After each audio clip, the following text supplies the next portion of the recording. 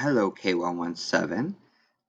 I'm going to read this book, The Flower Girl Wore Celery by Merrill G. Gordon and illustrations by Holly Clifton Brown. And this is again a book Mr. Cook is reading about families, but it's also about LGBT pride, and it's a book about a girl who's going to become a flower girl um, for the wedding of two women who love each other. And I think maybe they're her aunts. We'll find out. Emma's dad called her into the kitchen.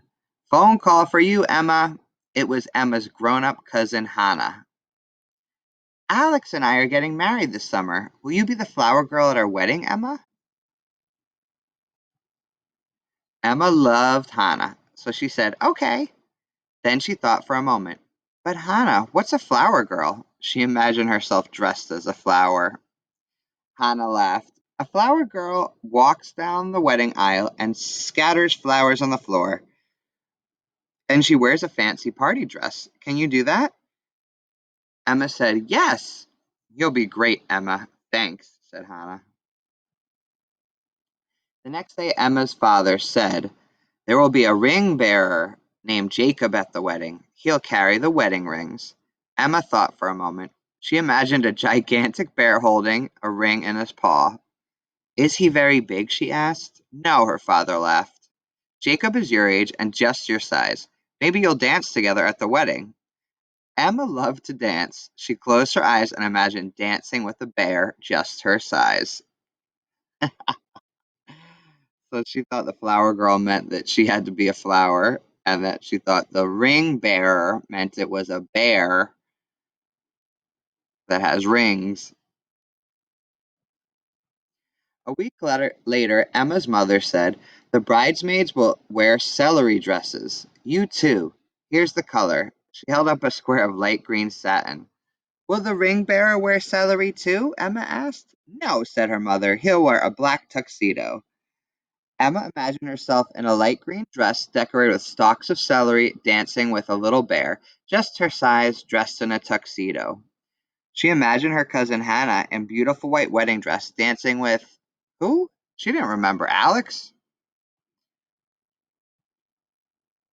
Summer arrived. Emma's flower girl dress came in the mail. Emma watched as her mother unpacked the light green dress. Emma's eyes opened wide. "But where's the celery?" she demanded. "What celery?" her mother asked. "You said this dress would be celery. Where's the celery?" Emma began to cry. "Don't cry, Emma," said her mother. "I didn't know you expected the dress to have celery on it." "Celery is the name of a light color green." "Oh," whispered Emma. "I don't like celery anyway. I like this. I like it better this way, too." She thought it was going to be a dress made out of celery. And on the day of the wedding, Emma put on her celery dress and went to the synagogue with her family. Hannah's mother, Aunt Judy, ran to greet them. "My, Emma, you look beautiful!" exclaimed Aunt Judy. "Come and meet Jacob." Emma's heart beat faster. She was going to see the ring bearer. So here they're going to get married in a synagogue. And I think her family is Jewish. And where? I don't know. Okay, I'm just explaining vocabulary.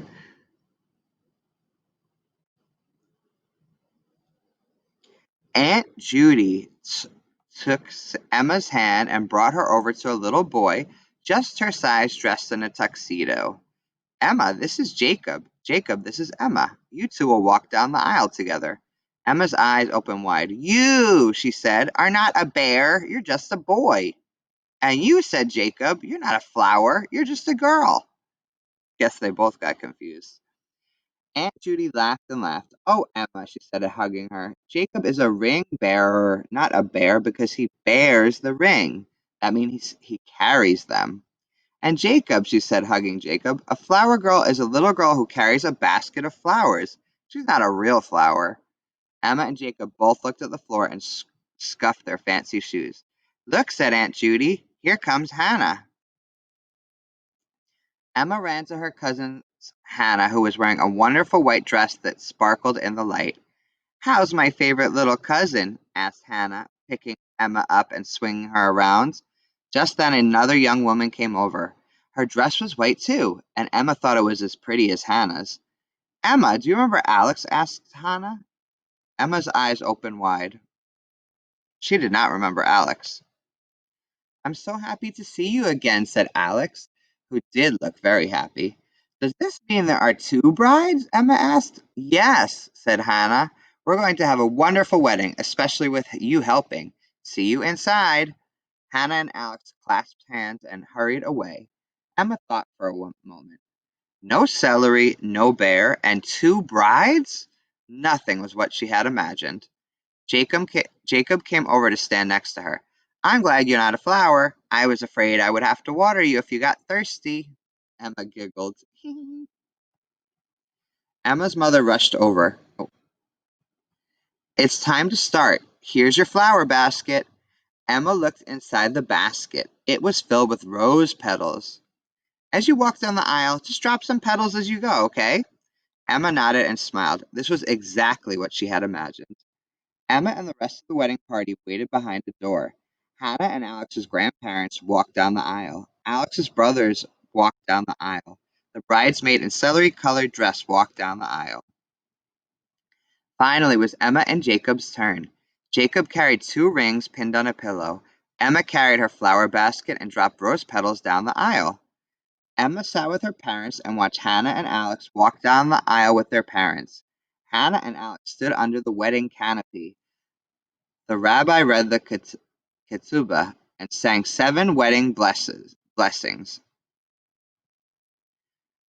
Then Hannah and Alex took the ring from Jacob's pillow. Hannah put a ring on Alex's finger, and Alex put a ring on Hannah's finger. The rabbi put two wine glasses on the floor. Hannah and Alex looked at each other and then stomped down on the glasses at exact same time. Mazel tov! Shouted all the guests as the glass broke and the musicians began to play music. The two brides smiled and kissed. Then they danced up the aisle. Hannah grabbed Emma's hand and Alex took Jacob's hand, and they all danced into the party room together. The wedding guests clapped and cheered. It was time to celebrate. Hannah danced with Alex. Aunt Judy danced with Grandpa. Emma's parents danced with each other. Emma danced with Jacob. The wedding guests lifted the two happy brides in chairs, and everybody danced around them, singing and clapping. At home that night, Emma's father asked, Did you have fun? Emma thought about her celery colored dress and Jacob, who wasn't a bear, and the two brides with their beautiful dresses and happy smiles. Yes, she said, this was a very good wedding. Maybe someday you'll have a wedding, her mother said. And maybe Hannah and Alex will have a little girl to be your flower girl. Or maybe a little boy to be my ring bearer, said Emma. And here she's imagining what she thought a flower girl and a ring bearer was. The end. That was pretty funny how she thought she was going to be a flower and the ring bearer was a bear.